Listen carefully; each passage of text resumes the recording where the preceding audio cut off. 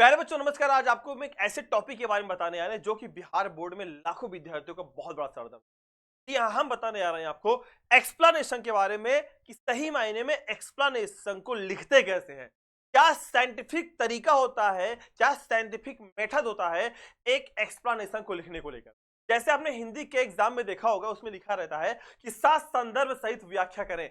ऐसे ही अंग्रेजी के अंदर जो आपके एक्सप्लेनेशन आते हैं उसका भी लिखने का एक साइंटिफिक वे होता है कि सही मायने में चीजों को लिखते कैसे हैं।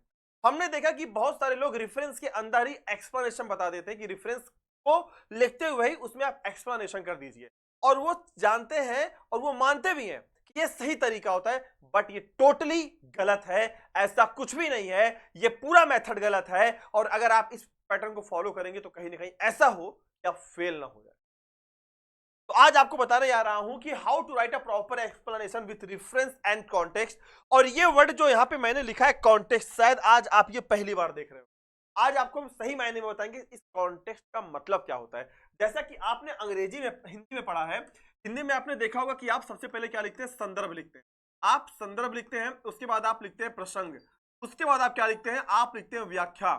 आप क्या लिखते हैं, व्याख्या। ये तीन मेथड फॉलो होता है एक व्याख्या को लिखने का।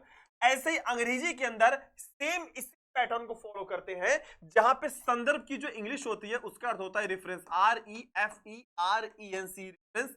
और प्रसंग को बोलते हैं हम लोग क्या, कॉन्टेक्स्ट बोलते हैं। और व्याख्या को हम क्या बोलते हैं, एक्सप्लेनेशन बोलते हैं। क्या बोलते हैं बच्चा, एक्सप्लेनेशन बोलते हैं। ये तीन मेथड होता है सही मायने में कि किस तरीके से एक राइट फ्रेमिंग जो होती है, एक प्रॉपर जो फ्रेमिंग होती है एक्सप्लेनेशन को लिखने को लेकर, वो ये होती है। बट अपने बिहार बोर्ड के अंदर बहुत सारे लोग क्या करते हैं, सिर्फ इसी पैटर्न को फॉलो करते हैं, और इस पैटर्न को फॉलो ही नहीं करते हैं, इसी के अंदर रेफरेंस लिखवा के वो लोग एक्सप्लेनेशन ऐड करवाते हैं। इस पैटर्न को अगर फॉलो किया, सच बता रहा हूं नंबर पूरे करेंगे। ये सही, ये एक हैंडसम मेथड नहीं है। चीजों हम बताएंगे आपको कि कैसे एक मेथड को, एक शानदार मेथड को लिखकर हम अच्छे नंबर। आज आपको मैं दो मेथड बताने वाला हूं। पहला मेथड यहाँ पे ये है। प्यारे बच्चों, आप देख सकते हैं जैसे कि मान लीजिए कि sweetest love I do not go है। मान लीजिए पहली लाइन आ गई, sweetest love I do not go for weariness of thee, ठीक है, और in the hope the word comes to be a fitter love for me, ऐसे आ गया। और आपको बोल दिया कि भाई इसका एक्सप्लेनेशन आपको करना है, तो कैसे करेंगे? क्या आप पुराने पैटर्न को फॉलो करेंगे? I hope. तो इसको लिखने का जो सही तरीका होता है वो होता है रेफरेंस। सबसे पहले आप डालते हैं नंबर एक हेडिंग, क्या आंसर, से आप मान लीजिए आंसर नंबर 1 है, आप यहाँ पे डालेंगे आंसर, आंसर नंबर 1, ठीक है। आप सबसे पहले जो हेडिंग डालेंगे यहाँ पे, वो डालेंगे आप यहाँ पे रेफरेंस। और रेफरेंस के अंदर लिखना क्या है, बहुत सारे लोग एक पुराने पैटर्न को फॉलो करते हैं, this beautiful line has been taken from the lesson, फिर आप पोएट का नाम लिखिए। नहीं, गलत है। इसका जो बेस्ट वे लिखने का होता है, अगर आपको एक स्टैंडर्ड कॉपी लिखनी है अपने एग्जाम हॉल के अंदर, तो ये है, कैसे लिखेंगे, this impressive expressive attractive and beautiful line, एक का लिखना है, तो beautiful line has been taken from the lesson song of myself. Lesson का नाम लिखेंगे इन्वर्टेड कॉमा में, सॉन्ग ऑफ माई सेल्फ। हो सके अगर आपके पास समय है तो आप यहाँ पे इसको अंडरलाइन भी कर सकते हैं, सही क्या होगा, थोड़ा दिखना, song of my self and composed bye, क्योंकि जब पोएट्री की बात होती है हम यहाँ पे कंपोज्ड लिखते हैं, लेकिन जब प्रोज की बात होगी यहाँ पे आप लिखेंगे रिटन। याद रखिएगा, composed bye a well versed poet. A well versed poet मतलब एक ऐसे गुणी कवि, या एक जो कह सकते हैं कि वर्सटाइल मतलब चतुर्मुखी, एक ऐसे कवि जिनका नाम वॉल्ट व्हिटमैन है, ठीक है।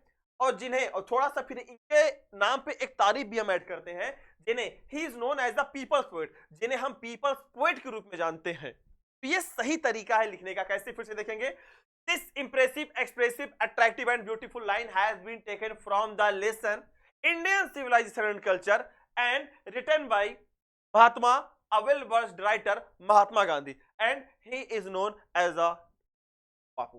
बापू के नाम। तो सबसे पहले चैप्टर का नेम, देन राइटर का नेम, देन उस राइटर या इस पोएट के बारे में एक लाइन की तारीफ। आप कुछ भी लिख सकते हैं, नहीं कुछ पता है तो आप बता सकते हैं he is known as the short story writer, short story poet, आप कुछ भी डाल सकते हैं। तो ये सही मायने में एक प्रॉपर, एक स्टैंडर्ड, एक सबसे साइंटिफिक जो तरीका होता है लिखने का, किसको, एक्सप्लेनेशन को। सबसे पहली कड़ी उसमें आती है रेफरेंस के, कि सबसे पहले रेफरेंस को डालते हैं। है, तो आप इस मेथड को याद रखिएगा। अगर आपको प्रोज का लिखना हो एक्सप्लेनेशन, सब कुछ यही रहेगा, बस बदलना क्या रहेगा, इस कंपोस्ट की जगह पे आप रिटर्न लिख देना, WRITTEN रिटर्न, यहां पे आप राइटर डाल देना, इस जगह पे चेंज रहेगा, बस 2 जगह, और कुछ भी नहीं करना है, सिंपल सा। जैसे मान लीजिए आपको लिखना है WH ऑर्डर के बारे में, तो आप लिख सकते हो कि this attractive and beautiful line has been taken from the lesson. Now the leaves are falling fast and composed by a well-versed poet W.H. Auden, and he is known as, किस रूप में आते हैं उन्हें, हम किस रूप में आते हैं उन्हें, हम ये कह सकते हैं कि W.H. Auden को हम लोग नहीं, अगर नहीं पता तो आप ये भी लिख सकते हैं कि who got the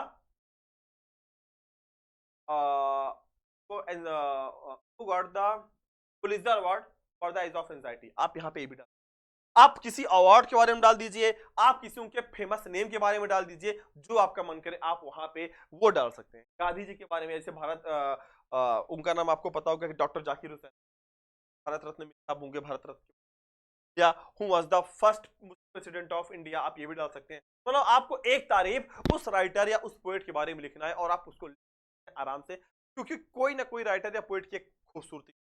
तो भैया ये रेफरेंस है। अब आपके मन में एक सवालात आ रहे होंगे कि सर ये कॉन्टेक्स्ट क्या होता है, तो कॉन्टेक्स्ट को हिंदी में हम क्या बोलते हैं, प्रसंग। तो आपके मन में एक सवाल आएगा ना कि सर प्रसंग को लिखते कैसे हैं, फिर आपके मन में अभी एक सवाल और आएगा कि सर 10 नंबर की बात है, सर 5 नंबर मिलना है, एक्सप्लेनेशन कैसे लिखेंगे, एक्सप्लेनेशन को हिंदी में क्या बोलते हैं, हम व्याख्या बोलते हैं। क्या बोलते हैं बच्चे, व्याख्या बोलते हैं, इसको कैसे लिखेंगे, आएंगे ना बहुत सारे सवाल आपके मन में, सर कैसे कैसे हो गई है। तो भैया याद रखना 5 नंबर मिलने हैं। अगर आपने इतना केवल लिख दिया, यहीं से एग्जामिनर देखेगा कि सबसे अलग कॉपी आपकी दिखेगी, और आपको 2 नंबर हो सकता है कि इंप्रेस हो जाए, 3 नंबर पकड़ा दे। गेम यहीं पे मेन होता है, मेन यहाँ पे चैप्टर के नाम पे और राइटर के नाम पे आपको पूरा का पूरा नंबर मिलता है। जो कॉन्टेक्स्ट कोई बिहार में नहीं लिखवाता है, पूरे बिहार में कोई कॉन्टेक्स्ट नहीं बताता है। कॉन्टेक्स्ट का मतलब होता है प्रसंग, कि किस प्रसंग में आप बात कर रहे हो। आप एक लाइन का वो लिखेंगे, ठीक है, 1 नंबर यहाँ पे मिल गया आपको, 3 1 4, और एक्सप्लेनेशन पे नंबर आपको मिल गया 1.5 नंबर, भाई तो 4.5 नंबर 5 नंबर आप यहीं से, और 2 एक्सप्लेनेशन आते हैं, तो दोनों एक्सप्लेनेशन में गिरे गिरे हालात में आप कम से कम आप 9 नंबर आराम से पा जाओ, नंबर इसमें मिलते। तो प्यारे साथियों, अगर आप भी चाहते हैं कि सर कॉन्टेक्स्ट को, आपने तो रेफरेंस का तरीका बता दिया, सर कॉन्टेक्स्ट को लिखने का तरीका क्या है और एक्सप्लेनेशन का सही मेथड क्या है, अगर आप जानना चाहते हैं कि हाँ सर आप बता दीजिए हमें अगली वीडियो में, तो इसके लिए गाइस प्लीज प्लीज हमें एक बार फिर से आपका देखना है क्या उत्साह, हमें फिर से एक बार आपका देखना उत्साह कि वास्तव में सही मायने में आप अपना कितना उत्साह दिखाते हैं। इसके लिए आपको करने होंगे बहुत सारे कमेंट, तभी मैं करा पाऊंगा, क्योंकि मुझे भी देखना है कि आप कितना उत्साहित हैं। एक तरीका और लिखने का, एक तरीका यह है कि this recipient thought provoking line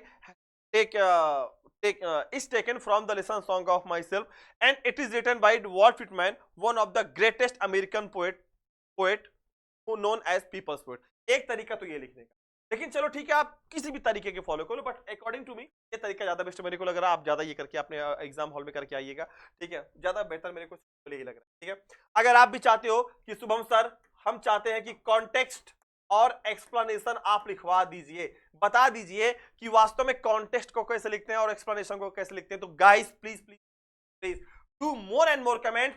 और इसलिए आपको मैं बताना चाहता हूं, अगर इस पे 500 कमेंट आ गए, अगर इस वीडियो पे 500 कमेंट आ गए, तो अगली वीडियो मात्र 24 घंटे के अंदर, अगली वीडियो मैं आपको 5 एक्सप्लेनेशन पोएट्री के और 5 एक्सप्लेनेशन प्रोज की आपको मैं लगा के बता दूंगा कि किस प्रकार से कॉन्टेक्स्ट और एक्सप्लेनेशन लिखते हो। 10 नंबर आपके बेटा मैं पक्के कराने वाला हूं, अब की बार आपके तैयार रहिए। तो इसलिए बच्चों, अगर चैनल को सब्सक्राइब नहीं किया तो अभी फटाफट जाके चैनल को सब्सक्राइब कर लीजिए, लाइक कर लीजिए, सब्सक्राइब कर लीजिए, सारी चीजें कर लीजिए, वीडियो ज़्यादा शेयर कर दीजिए। अभी तक बिहार में किसी ने सही तरीका नहीं बताया था कि किस प्रकार से हम रेफरेंस को लिखते हैं, आज आपको हमने बता दिया ऐसे लिखते हैं। कॉन्टेक्स्ट और एक्सप्लेनेशन आ रही है, उसमें रहेगा हमें आपके कमेंट। 500 कमेंट आ गए तो अगली वीडियो आपको मैं 10 से 20 मिनट की प्यारी वीडियो कैसे और 10 नंबर आप कर सकते हैं पुख्ता अपने भी। फिर मिलेंगे ऐसी किसी शानदार वीडियो में, हमें रहेगा आपके कमेंट के अंदर। तब तक के लिए आप सभी को love you all, take care. और हाँ, 500 ऑब्जेक्टिव वाला सेशन है, आपके तो कमेंट मैंने और उस पर आपके एक गाइस बहुत जल्द वो सेशन लगाने वाला हूँ।